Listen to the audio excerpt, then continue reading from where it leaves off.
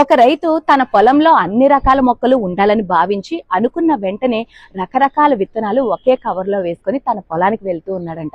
వెళ్లే దారిలో పొరపాటున ఒక విత్తనం జారి రోడ్డు మీద పడిపోయిందంట. ఆ రైతుకు తెలియదు, ఆయన వెళ్ళిపోయాడు. కానీ ఈ విత్తనం ఎదురు చూస్తుందంట. నా రైతు వచ్చి నన్ను తీసుకువెళ్తాడు, నా స్నేహితులతో పాటు నేను ఆ పొలంలో ఒక మొక్కలా బ్రతకొచ్చు అని ఎంతో ఆశగా ఎదురు చూస్తుందంట. కానీ ఆ రైతు తిరిగి రాలేదు.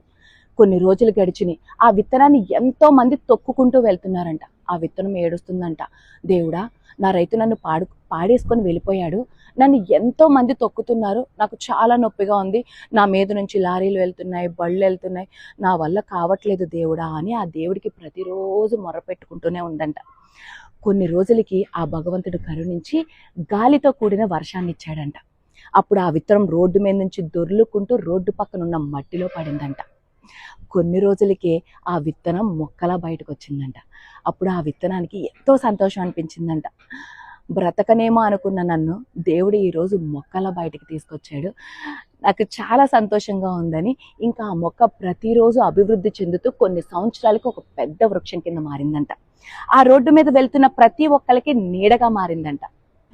తను చాలా సంతోషంగా ఉంది.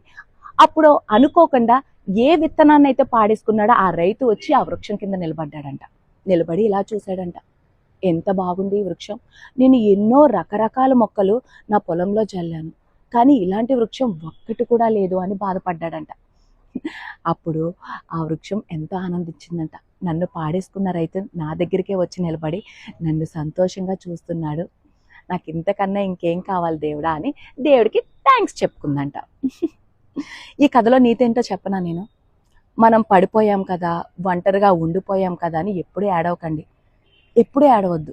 ఏదో ఒక రోజు మన గెలుపుని అందరికన్నా చాలా ఎత్తుగా నిలబడతాడు దేవుడు. అప్పటి వరకు ఎదురు చూడండి.